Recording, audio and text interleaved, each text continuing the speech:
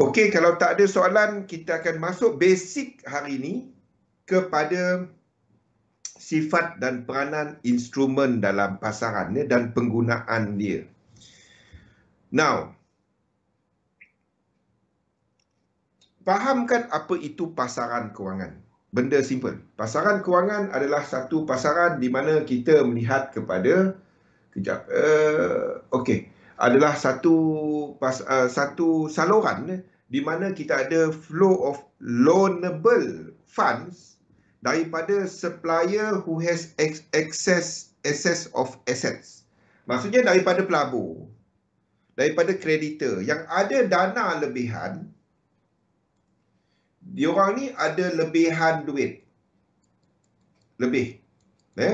Dan dia nak jadikan dan kita ada satu lagi kumpulan yang memerlukan duit. Sama ada untuk dia nak besarkan dia punya modal, sama ada nak tampung projek pembinaan or whatever. Contoh-contoh, kita ada kerajaan yang melancarkan projek lebuh raya Pen Borneo. Jadi apa dia untuk tampung kos sebab tak nak tol kan. Jadi kalau dia bagi tol, dia boleh bagi kepada company dan kepada concession. Jadi company tu mungkin boleh collect tol untuk cover balik dia punya cost tadi. Company tu juga kalau dia dapat terima concession, dia kena minta kat bank. Bank pula boleh bagi kepada ni dan pada masa yang sama bank guna duit mana? Bank tak apalah, dia boleh guna duit faham? Okey, but kalau kita ada satu macam Pen Borneo tak ada tol so apa yang kerajaan buat? Kerajaan terbitkan suku. Itu untuk cover. Itu adalah untuk cover kepada projek tu. Samalah juga dalam kes ni, ni adalah mereka yang ada nak expandkan bisnes, perlukan modal dan lain-lain. Dan apa yang berlaku adalah nak besarkan company dia. Dan kita ada mereka yang cuba untuk menggandakan duit dia daripada kepada idea dia orang ni. Mungkin dia orang nampak bisnes dia orang ni boleh ke depan ada chance untuk nak buat untung. Jadi wujudlah pasaran kewangan. Itu pasaran kewangan, simple. Jadi diorang ni membeli instrumen kewangan, diorang ni menerbitkan instrumen kewangan. Jadi di situlah ada pelbagai jenis pasaran kewangan. Yang pertama, kita ada pasaran equity, pasaran modal. Terdiri daripada equity dan juga bond. Saham dengan bond lah, simple. Ini adalah hutang, ini adalah hak pemilikan, depending kepada jenis saham. Ada saham yang tak ada hak pemilikan, ada saham yang ada hak pemilikan. Selain itu, kita juga ada pasaran komoditi. Ini yang biasa anda nampak futures. Di situlah sebenarnya ini kepada pengeluar produk. Contohnya macam pengeluar penanam sawit. Dan apa yang peladang ni buat, dia akan jual kepada satu tempat,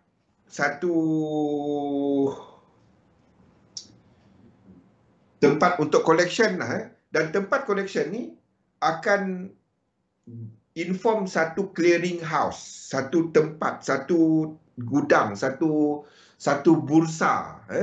Di mana yang clearing house ni tugas dia adalah untuk matching.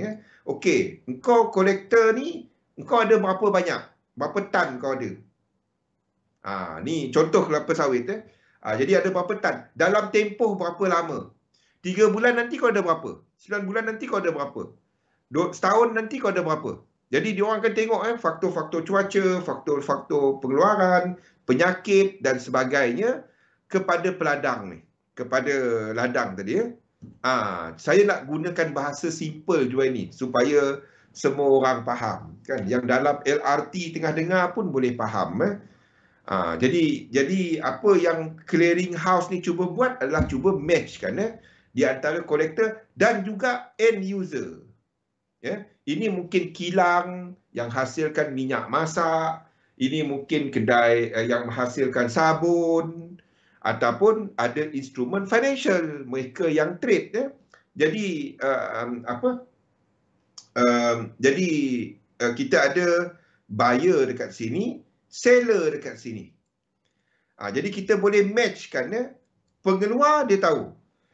Bila dia keluarkan nanti, 3 bulan nanti aku tak payah jual kelapa sawit aku tepi Federal Highway tu. Kan? Siapa nak beli 3 tan? Masalahnya benda-benda ni dia ada tempoh hayat dia. Kalau macam Olin, tak payahlah nak cerita. Olin merah, kuning, tak apa. Saya kalau nak cerita satu-satu macam tu, tak tidur kita. Fahamkan bahawa dia ada tempoh hayat dia. Kecuali benda-benda, even kepada emas, perak, kepada ni, sebab nak simpan dia ada kos. Faham tak? Nak simpan dia ada kos. Copper semua tu, nak simpan dia tempat gudang anda tu ada kos. Jadi kita nak cuba alihkan kita punya ni kepada buyer. Buyer mungkin ada kegunaan dia sama ada barang kemas, industri, emas dan lain-lain. Jadi inilah satu tempat untuk pasaran komoditi menemukan di antara buyer dengan seller ni. Itu pasaran komoditi. Supaya pengeluar nanti dia tahu, okey, aku ada pembeli. Buyer pula dia tahu stok aku untuk hasilkan sebiji bateri kereta ni, aku ada barang-barang yang aku perlukan dalam masa 3 bulan, 6 bulan. Bayangkan anda ada kilang, tapi besok kan, anda tak tahu cukup ke tak barang untuk stok anda untuk hasilkan produk anda. Tak dapat kilang, pekerja datang kena bayar gaji kan. Jadi anda kena ke depan 3 bulan, 6 bulan, 9 bulan punya stok. Tahun depan kita ada produk baru. Okey, R&D department keluar dengan produk baru kan. Kena pakai benda macam ni. Kita kena source out. Itu kerja purchasing manager. Itulah pasaran kita. Jadi bila kita ada disruption of supply chain macam berlaku sekarang, itu memutuskan bekalan dia dan menyebabkan pengeluar tutup. Kilang ada yang tutup. Kilang tak dapat produk yang dia nak untuk hasilkan barang dia. Itu yang disruption of economy tu bila COVID-19. Nampak benda-benda ni? Itu yang ada trade. Sekarang ni, the thing is, kita ada kilang-kilang baru start nak buka. Orang dah lama dah pergi shopping online apa semua. Itu beza kita dengan dulu. Dulu kalau ekonomi tutup, orang tak dapat nak beli apa. Tunggu lori, hantar air, hantar makanan. Itu zaman sebelum internet. Zaman sekarang, kita tanya diri sendiri. Kan? Covid tak Covid, Grab tu jalan. Faham? Lala Move, Lala Food, apa food semua jalan. Nampak? Bila ekonomi buka, lagi meletup kan. Tengok bila ni semua tempat yang tempat bukan melancong pun orang melancong kan. Dekat KLIA orang duk tengok kapal terbang turun naik. Dah tak tahu nak pergi mana, asalkan keluar rumah. Asalkan keluar rumah. Dan itu menyebabkan perbelanjaan naik. Harga minyak, nampak inflasi dia. Nampak? Tu sifat nature manusia ni dan bagaimana dia mempengaruhi market. Okey, derivatif adalah untuk benda yang derive. Jadi kalau kita cerita pasal futures untuk komoditi tadi, itu satu jenis derivatif. Kita ada untuk option. Kita ada forward contract. Tak payahlah saya nak jelas satu-satu. ETF. Itu untuk melancarkan market ni. CFDs dan sebagainya. Kita ada pasaran mata wang. Sebabnya mata wang ni dia macam kita, anda bawa RM1, anda pergi Perlis, anda pergi Johor, anda pergi dekat Lunduk kat Sarawak, anda pergi dekat Kinabatangan dekat dekat KK, jauh Kinabatangan dengan KK tu. Kinabatangan dekat Sabah. Basically RM1 tu tetap RM1. Tapi kalau anda bawa RM1 tu pergi kat Pulau Batik. Siapa tahu Pulau Batik? Kat Sabah. Separuh Malaysia, separuh Indonesia. Mungkin ada kedai dekat belah Indonesia di Pulau Batik tak terima duit ringgit. Anda kena tukar rupiah. Jadi pasaran mata wang membolehkan cross border. Kalau anda ada modal dalam ringgit, anda nak buka kedai dekat bahagian Indonesia di Pulau Batik, anda kena tukar kepada rupiah. Dan di situlah wujudnya pasaran mata wang. Exchanger of money ni. Dan lepas tu kita ada pasaran insurance. Jadi ada banyak lagi jenis-jenis pasaran ni. Okey, saya boleh ceritakan pasaran utama, sekunder, secondary market, tak apa. Penting fahamkan bahawa wujudnya pelbagai pasaran berbeza dan setiap dia mempunyai peranan tertentu dalam pasaran. Anda nak lebih dalam lagi, ikut kepada sesi Imran. Saya boleh cerita dalam, tapi saya lebih nak fokuskan kepada dynamic. Macam mana nak trade? Anda nak faham di sebalik dia, anda boleh ikut Imran punya session. Saya cuma jelaskan yang atas dia. Jadi pasaran terbesar adalah pasaran mata wang. Dengan jumlah dagangan harian, tahun depan akan keluar balik, review balik. Laporan ni keluar tiap 3 tahun. Okay? Jadi last 2016, 2019 satu hari transaksi melibatkan 6.6 trilion, tapi bukannya semua kepada forex spot. Spot ni salah satu yang terbesar, tapi yang terbesar sebenarnya swap market. Itu yang terbesar. Dan baru kita ada spot yang purple ni. Yang color purple ke apa color ni? Lebih kurang lah. Okay. Mata wang yang paling banyak nak tak nak US dollar.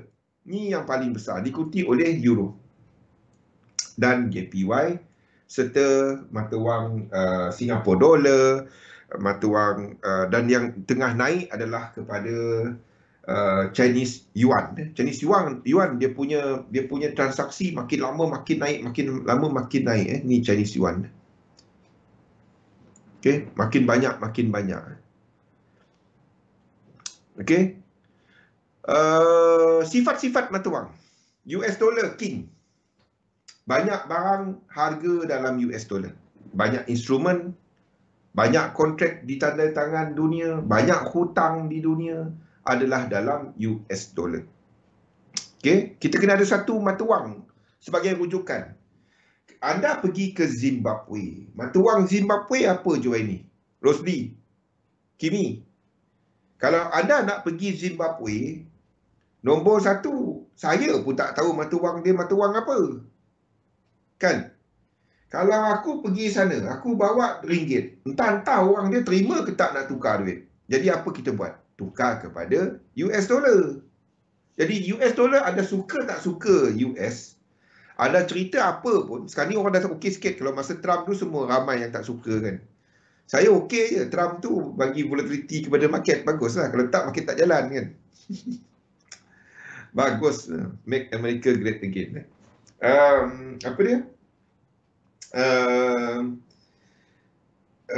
Nak tak nak, US dollar tetap merupakan mata wang utama dunia. Nak tak nak, anda suka ke, ada cerita apa ke, kaum ke, agama ke, nak tak nak, pada waktu ini, ada ceritalah Bitcoin lah, apalah kan.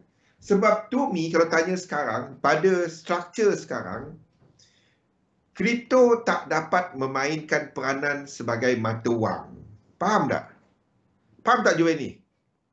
Rosli, ada cerita lah macam mana. Ada somebody yang duk tanya saya mengenai kripto. Dan dia menyatakan bahawa kripto ni mata wang. Satu, saya tak setuju dengan nama cryptocurrency tau. Sebab dia bukan mata wang.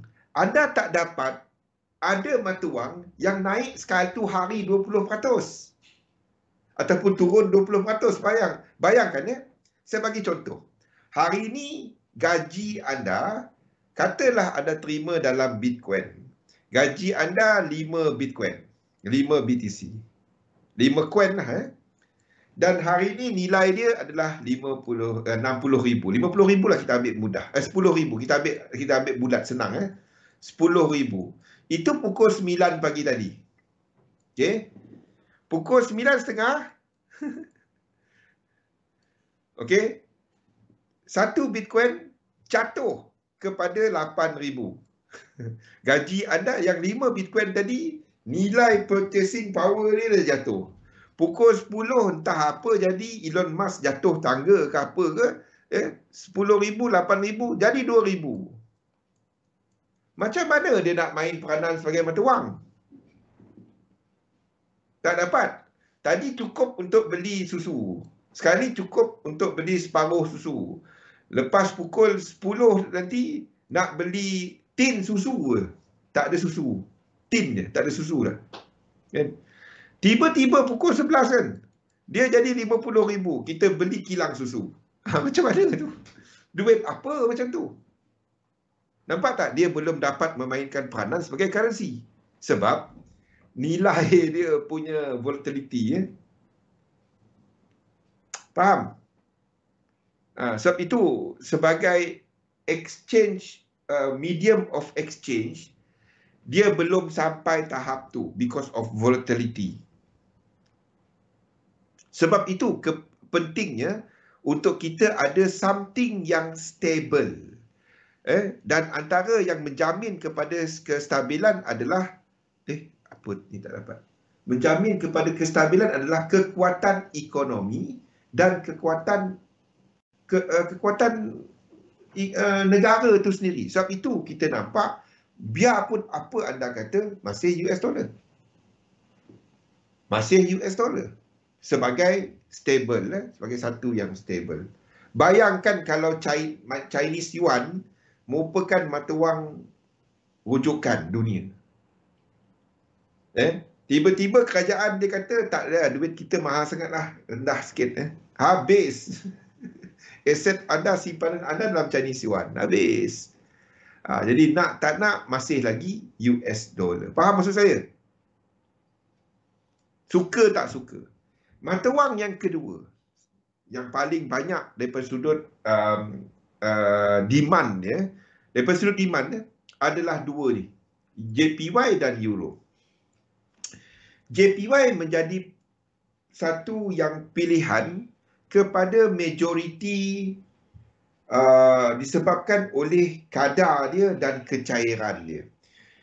Euro pun sama sebenarnya. Kita ada Goldman Sachs yang menggunakan banyak euro dalam untuk pembiayaan projek, pembiayaan dana, pinjaman dan sebagainya. Kita ada dua ni sebagai mata wang utama. Tetapi saya lebih melihat dua-dua ni adalah ketiga-tiga ni adalah funding currency. Kalau nak tahu, tiga ni US dollar, JPY dan Euro adalah mata wang pembiayaan. US dollar pembiayaan, ya. Okey.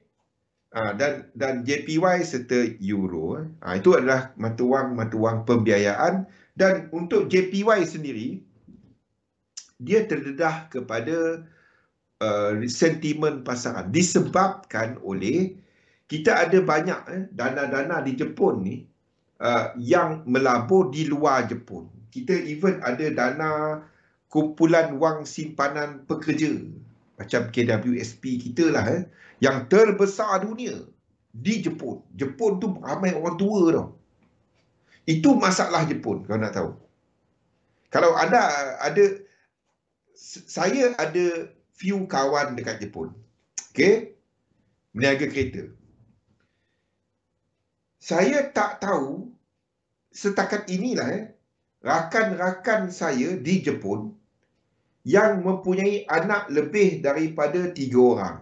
Kalau 2 orang tu saya tahu. 3 orang ada 1. Lain daripada tu saya tak tahu. Saya tak mungkin ada, tapi saya tak kenal dia orang. Amat jarang. Kalau kita ni, dia tu anak 10. 10. Mungkin tahun depan cukup lah kan untuk buat tim bola. Itu kita sebut. Kalau kat Jepun, saya pernah tanya soal ni tau. Even orang Jepun sendiri, kawan sendiri, saya tanya, ada tak yang anak ramai? Lama dia fikir tau. Lama dia fikir. 3, Mr. Zul. 3. Saya cuba tanya, Go ada tak Go? Go tu 5, itu yang Go apa? Gojigen, yang Honda tu kan, Gojigen. Go tu 5, nombor dalam Jepun lah. Ada tak 5? Tak ada. 4? Tak ada. 3 saya tahu dia. 3 dia kata dalam kawasan dia paling ramai anak. Itu info yang saya ada 5-6 tahun lepas. Kalau setakat sekarang ni saya tak tahu. Mungkin ramai lah kot. Lepas COVID-19 masing-masing kat rumah ramai anak lah kot. Jadi jadi disebabkan oleh itu, sebabnya kat China sendiri. Saya ceritakan benda ni sebab saya nak bagi kepada anda background apa yang sedang berlaku sekarang. Kalau anda nampak, the world economy mula shifting kepada negara yang mempunyai ramai penduduk. Faham tak? Kita ada sebelum ni China. Kita ada even dalam budaya di US, di Jepun, anak tak ramai. Jadi negara-negara ni mempunyai seorang ataupun dua orang anak adalah normal, 3 adalah ramai. But kita ada negara seperti India, Indonesia yang ramai penduduk. Apa kesan dia? Kesan dia adalah kita ada tenaga pekerja yang ramai. Pada masa yang sama, kita ada consumption ataupun penggunaan yang tinggi. Short term, sekiranya social punya health dan lain-lain ni, education tak dibantu, itu adalah negatif. Tetapi longer term, sekiranya government policies keep up dan all the social responsibilities keep up dengan permintaan masses ataupun permintaan pengguna, itu adalah positif. Secara besarnya sekiranya everything goes well, dan itu membantu kepada kemajuan ekonomi, di mana kita ada economic of scale, di mana kita ada permintaan daripada pengguna yang cukup. Pada masa yang sama, kita ada daripada sudut participation dalam ekonomi, orang bekerja dan lain-lain, businesses, perbelanjaan capital yang membantu kepada ekonomi. Ini adalah negara-negara seperti ini sekarang ni. Indonesia. That's why anda nampak untuk China, Jepun, dia ada masalah tau. Apa masalah dua negara ni? Apa masalah dia? China and Jepun. China telah mengawal pada tahun 1980-an, 1990-an, jumlah anak. Lepas tu dia riliskan kepada 2. Lepas tu sekarang ni dia dah benarkan. Kita ada Jepun sebab nak control population. Tapi orang itu sebab dia. China dan Japan sendiri, dia kawal penduduk dia. Masalahnya, pada masa yang sama, kita ada teknologi yang semakin bagus, healthcare yang semakin bagus, menyebabkan age expectation, usia semua makin naik. Ini untuk usia. Yes. Border issue. Dia orang ni menumpang. Dia orang cuma terima duit pencen, dia orang tak menyumbang balik kepada ekonomi. Itu yang Wong sebut border. We are looking at that. The border, B-O-A-R-D-E-R.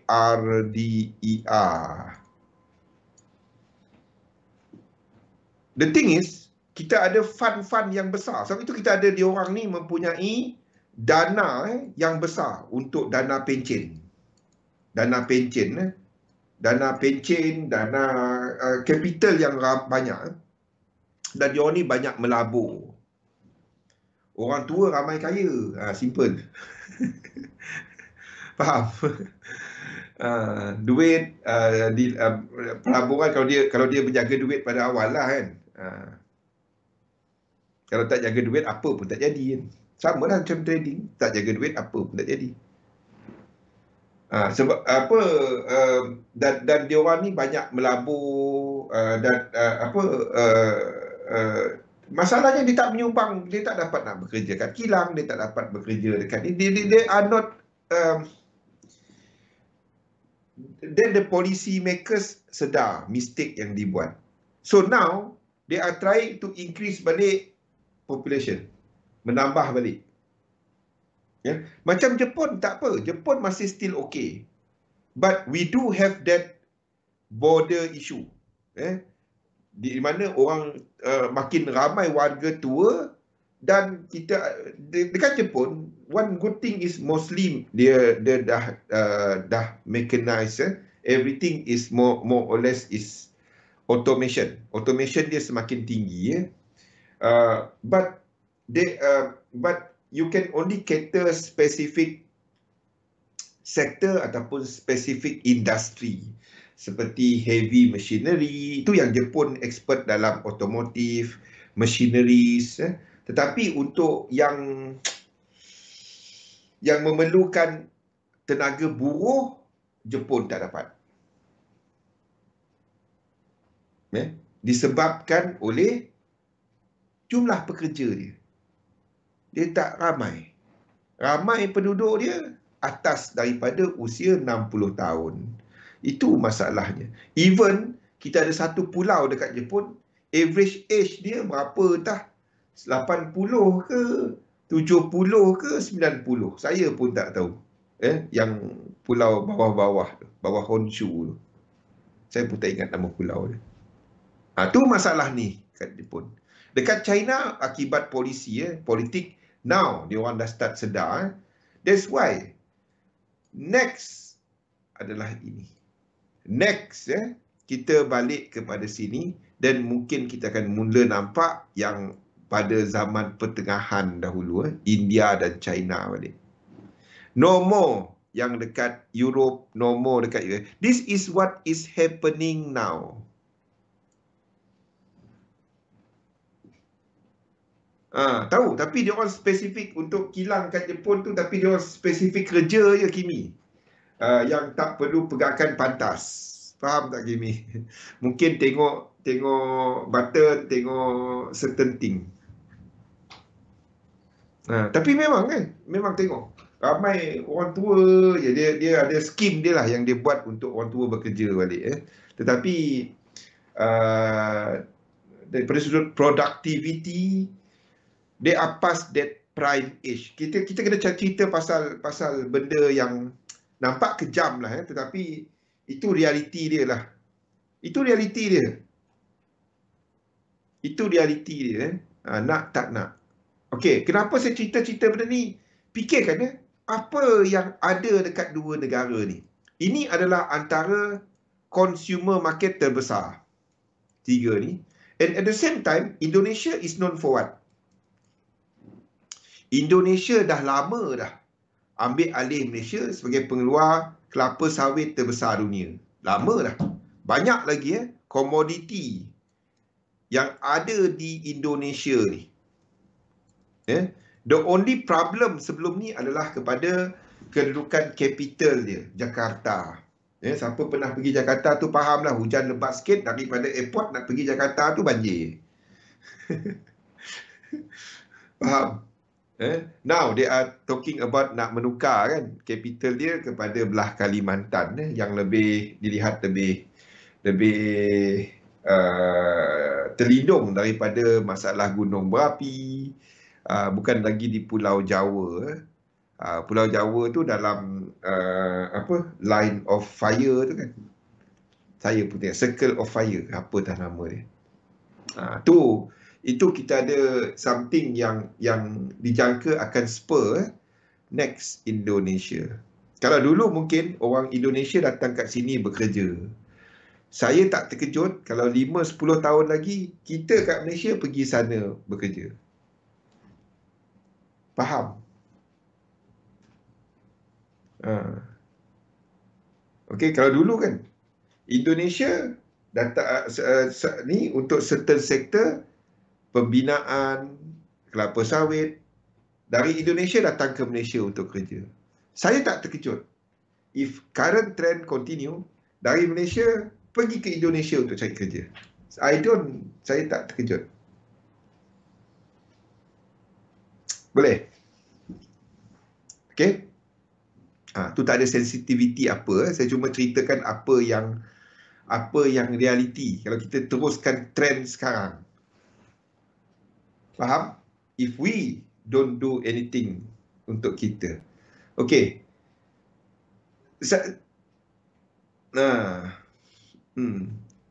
Dia ada kekuatan politik. Tanya tepuk dada, tanya selera. Faham? Kita kat sini. Itu tanya pelabur lari kan. Faham lah. Fikir-fikirkan apa saya sebut ni. Okay. I cannot go more details than that. Okay, so kita ada untuk GBP basically pusat dagangan untuk speculation. Kita ada pasaran gold spot dekat London Bullion Merchant kita ada LBMA lah dekat UK. Jadi kita ada bagaimanapun kita masih ada permintaan besar kepada GBP. Chef satu negara maju yang dilihat stable, dan disitulah pusat perbankan disebabkan oleh dia punya cukai yang rendah. Itu dekat dia punya kawasan-kawasan tu mempunyai dia macam negeri lah. Negeri-negeri dia berlawan sama sendiri untuk nak tarik pelabur. Macam Kedah, macam Johor, macam Sarawak, masing-masing nak tarik pelabur, FDI. Tapi the thing is, negeri-negeri ni boleh tentukan cukai. Bukan macam kita ikut cukai corporate kepada federal. Tapi macam dekat Switzerland tu, dia ada panduan dia. Tetapi each negeri dia, kita guna perkataan negeri lah. Canton tu tak payah nak faham. Negeri dia, province dia, ataupun guna bahasa wilayah dia, dia kecil je. Tapi mempunyai hak untuk menentukan kadar cukai corporate. Itu dekat Switzerland. Satu kita nampak syarikat-syarikat besar, syarikat healthcare, kita ada syarikat penyiaran yang bertapak di Switzerland.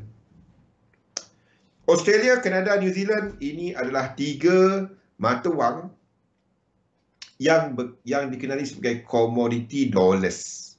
ComDollars. Australia dollar, Kanada dollar, New Zealand dollar. ComDollars, commodity dollars. Jadi pergerakan dalam commodity dollars ni banyak berkaitan dengan permintaan kepada komoditi. Permintaan kepada komoditi banyak bergantung kepada keadaan ekonomi. Keadaan ekonomi kita pantau menerusi pergerakan dekat indeks. Kalau indeks naik, ada ceritalah ekonomi jatuh macam mana GDP. Tapi kalau indeks naik, tanggapan pasaran adalah ekonomi bagus. Tu sebabnya bila kita ada indeks yang naik, pada masa yang sama, US dollar kena turun. Ataupun sideways. Kalau anda nampak indeks naik, US dollar naik, ComDollars akan jatuh. State banyak kuasa, yes. Tapi itu sepatutnya sistem federal, sistem persekutuan kan Joy ni. Kita ada, tapi ada bagus, ada tak bagusnya. Contohnya bila kita ada yang terlalu political.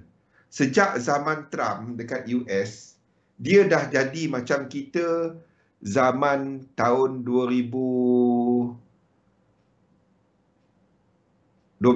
2017. Faham? Sebelum ni, kita nampak separation di antara Democrats dan Republican. Yes, memang. Anda Republican, anda Democrats. Tapi, the politic of hatred dia tak teruk. Faham ke ni? Dulu. Jadi, state-state ni masih boleh bekerja sama biarpun daripada dua parti berbeza. Itu zaman sebelum Trump. Apa yang Trump bawa? That separation, that extremism dalam politik, di mana Engkau Demokrat, engkau Republican. Aku Republican, engkau tak kawan aku. Aku akan tekan kau. Dan menyebabkan hatred di sebelah satu state dan berlakulah all this state apa, ini state apa.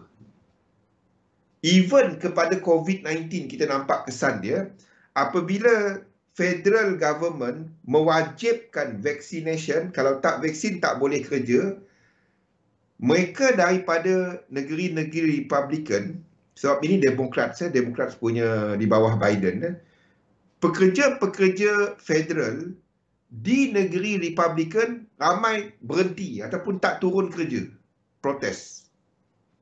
Itu sebabnya anda nampak NFP sekali tu jangkaan tinggi tiba-tiba rendah kan. Bila tak? 3 bulan lepas 2 bulan lepas. Itu kesan dia. Jadi ada bagus, ada tak bagus apabila kita ada state yang banyak kuasa ataupun ataupun tak banyak kuasa. Jadi ada timbal balas dia. Jadi kekuatan politik tu penting. Sebab itu kekuatan ataupun majoriti dalam, tapi terlalu major pula, terlalu banyak power tu pula tak, kena ada check and balance. Di situlah check and balance tu penting ya. Okey. Sangat insurans dan semua maklumat ni adalah apa yang kita gunakan dalam pasaran, dalam mengkaji pasaran. Saya boleh buat analisa untuk fundamental. Tetapi apa yang saya buatkan kepada anda adalah satu kaedah melihat pasaran dengan menggunakan pemahaman fundamental untuk memahami apa peranan apabila kita nampak satu pergerakan dalam satu set of instrument, mana-mana set of instrument, dan kita translatekan dia dengan menggunakan korelasi ya. Korelasi di antara instrumen sama ada dalam kumpulan yang sama ataupun kumpulan yang berkaitan, sebab pergerakan dia lebih kurang sama, dan momentum serta struktur. Di situlah kita gunakan benda-benda seperti Fibo, Elliott Wave dan RSI serta stokastik untuk melihat momentum. Kepada pergerakan all these instrument, kesemua ni, saya bukan buat Elliott Wave. Ramai kata Zul buat Elliott Wave. Bukan. Tak. Saya buat market dynamic menggunakan korelasi dan mapping menggunakan Elliott Wave berdasarkan Fibo punya levels dan pergerakan kepada momentum. Itu yang saya buat. Saya buat sequence analysis correlation. Kalau nak bagi nama dia, saya buat korelasi, analisa korelasi siri pergerakan macam mana? Sequence analysis correlation. Ini yang saya buat. Sequence analysis. Ini nama asal sebelum saya tukar nama dia kepada market dynamic. Apa dalam bahasa Malaysia saya tak tahu. Sequence analysis correlation. Sequence correlation as bahasa dia kejap. Saya ada dalam satu slide lama tahun 2013 punya slide. Sequence correlation analysis. Sequence, kalau anda nak faham apa yang anda sedang buat dalam ni, sequence correlation analysis. Ini nama asal market dynamic tu. Ini yang kita buat. Dan saya gunakan hukum-hukum dalam Elliott Wave untuk nak faham whether structure tu boleh tak gerak macam tu. Apa next dia? Di mana apa yang kita pegang adalah kepada all this correlation. Apa indeks bergerak macam mana, dan apa pengaruh dia kepada market. Kita nampak Japanese yen, apa pengaruh dia kepada market. Dan juga kepada US dollar, apa pengaruh dia kepada market. Okay? Dan apa yang kita lihat adalah all this correlation. All these things. USD, JPY, US dollar mendaftar. Okay. Index dynamic. All this. Iaitu kepada benda-benda ni. Sorry. Dynamic tetap, dynamic index, dynamic yen, dan apabila kita ada US dollar dynamic, ni dia. Okay. Semua ni saya dah map out cantik je. Basic idea dia adalah kepada pergerakan 5 dan 3. Basic all this adalah pergerakan 5 dan 3. Di mana kalau anda ada yen pair tengah buat 5, yen pair tengah buat 5, salah satu tak boleh buat 5.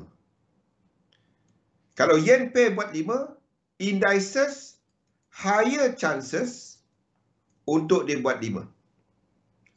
Kalau anda ada sedang melihat dolar sedang naik juga, dia tak dapat 5. Dolar akan buat 3. 10 minit, thank you, Pian. Dia tak dapat buat kesemuanya dalam struktur yang sama. Tak dapat. Dolar boleh 5, tetapi kalau dia nak buat 5, dia akan buat diagonal. Kalau sini membuat sebagai trend, kalau dia nak buat 5 kat sini, dia buat diagonal. Dia tak dapat membuat trend yang sama. Itu dia. Kalau rajin tu anda boleh buat table dia. Kalau anda kaji benda ni, anda boleh buat table. Saya bagi contoh satu. Kita bagi yang paling mudah lah. Dan anda fikirkan kepada lain-lain. Apa? Oh, patutlah. 5-3 tadi. Dia 5-3. Salah satu kena buat sideways. Dia tak dapat 3-3 dalam struktur yang sama. Saya bagi satu contoh, anda expandkan dia. So, ini benda proprietary, jadi saya tak dapat nak kongsikan full. Saya kongsikan satu dia. Kita ambil yang paling mudah, iaitu kita ambil indices dynamic. Dalam indices dynamic, anda sedang melihat indeks sedang bergerak dengan momentum. Some sort of wave 3. Ini adalah indeks di mana indices sedang buat wave 3. 1, 2, 3. Expectation adalah untuk ini buat 4 dan 5 dan kita akan ada 5 wave. 5 swing. Tak kisah ini 1 ataupun 3 ataupun 5, but dalam keadaan sini anda sedang melihat kepada acceleration dalam indeks. Dalam keadaan ini, kalau kita buka chart, tengok sini, maksud dia some sort of wave 3. Okay, now ini adalah untuk yen pair. Dalam indices dynamic, yen pair kena wajib ke atas semasa 3 ni berlaku. Dan 3 ni maksudnya sini adalah 1618. Okay. Jadi pada waktu ini untuk yen pair pun kita sedang melihat wave 3. Dan expectation untuk buat 4 dan 5. Benda sama, some sort of wave 3. Kat situ. Ini untuk yen pair. Dolar. Ini adalah untuk dolar. Okey. Ini adalah untuk dolar. Depending kepada acceleration.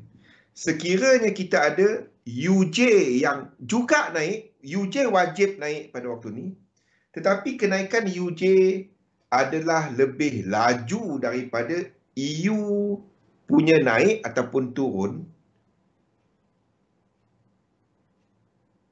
then sebab dolar pada waktu sideways, pada waktu ini, sekali lagi saya ulang, UJ akan naik. UJ tak boleh jatuh. UJ kena naik.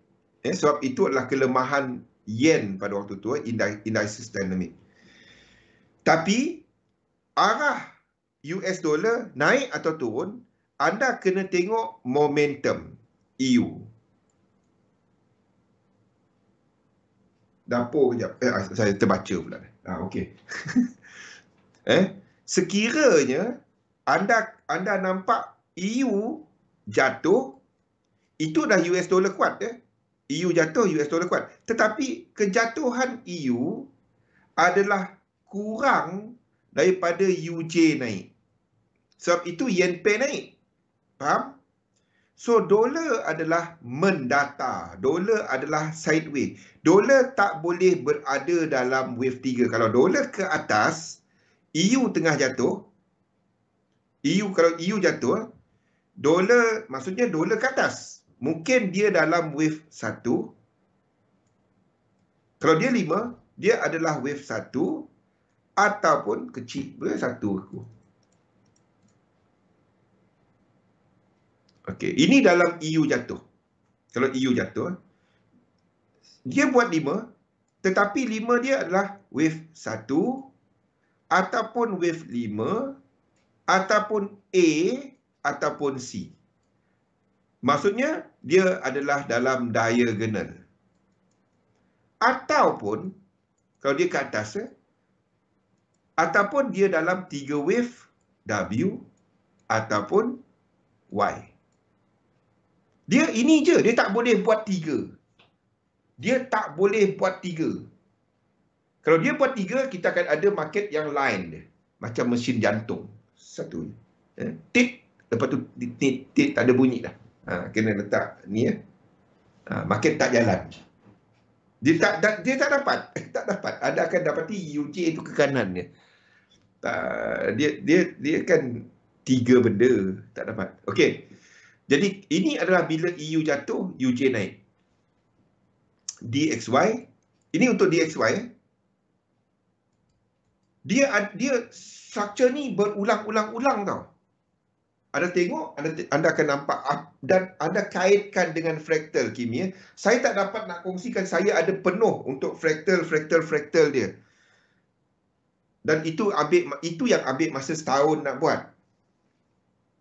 Dan itu proprietary. Jadi saya kongsikan kepada structure, anda kaitkan dengan fraktal. Kalau anda dah start merekod fraktal, anda akan nampak benda ni. Okay. Now, the dollar index, sekiranya UJ naik, EU naik. Okay. Pada waktu itu, dollar index tengah jatuh, tetapi dia jatuh dalam wave 1, atau 5, atau A, atau C dalam diagonal. Ini map yang anda boleh dengan maklumat macam ni, anda boleh buat semua tahu kimi. Ataupun 3 wave W or Y. Kalau EU ke atas. Faham? Dia tak boleh wave 3. Tak dapat. Tak ada. Dan anda buatlah untuk yang lain-lain. Kan saya dah bagi ni. Ini maksud benda-benda ni. Semua ni. Boleh, Kimi? Okey. Kita jam berapa ni? Oh, lagi 2 minit. Patutlah Irina sekejap ke dapur, sekejap ke depan, sekejap ke belakang. Sabar, Irina. Okey. Boleh, Kimi? Saya harap yang ni Dia semua adalah satu map tau. Dia map sahaja. Dia macam ada buat, dia map. Kalau ada perubahan, then senang nak tukar. Dan kalau siapa yang boleh pergi coding dia boleh decode tau. Cuma dia kena lukisan tu update dia buat manual. Lepas tu letak input dia semua lukis sekali. Ada cuma lukis satu je. Dollar index ke, paling simple index. Yes. Saya tak ingat dia punya nama, tapi itulah nama dia, Juwaini, permutation. Apa? This happen. Saya tak bagus dalam programming. Sebab tu saya ambil satu company untuk buat dia. Dan disebabkan oleh ini adalah daripada company kita orang. Jadi dia melibatkan kos. Jadi saya tak dapat nak riliskan table tu. Tapi saya tunjukkan kepada anda dan saya tunjukkan dekat chat. Chat saya menceritakan benda ni. Everything in sequence. Chat saya menunjukkan benda ni. Di mana saya tunjukkan ada cara buat manual. Tapi kalau anda dah boleh buat manual, you can do it. Sebab dan kalau anda faham the concept behind dia boleh diprogramkan. Macam mana? Saya tak tahu. Saya tak reti benda tu. Korang bincang lah. Okey, ambil dia punya screenshot ni. Betul lah tu. Juwaini boleh program, Pian pergi rekod, Kimi pergi tulis nota. Cukup 3 orang. Duduklah setahun. Saya dulu setahun. Sebab nak explainkan dia dalam ni, dan pada waktu tu pun ada kekangan daripada programming punya language. Pada waktu tu lah. PM to P lah. Pandai korang 3 orang lah. Apa-apa tanya saya. Okey, dah cukup. Dah keluar dia punya mak tebuan dia. Okey, lampau dalam satu sistem. Dagangkan sistem anda. InsyaAllah kita jumpa lagi pada jam 7 nanti untuk analisa pasaran. Kita kembali kepada Irina. Terima kasih semua. Assalamualaikum warahmatullahi wabarakatuh.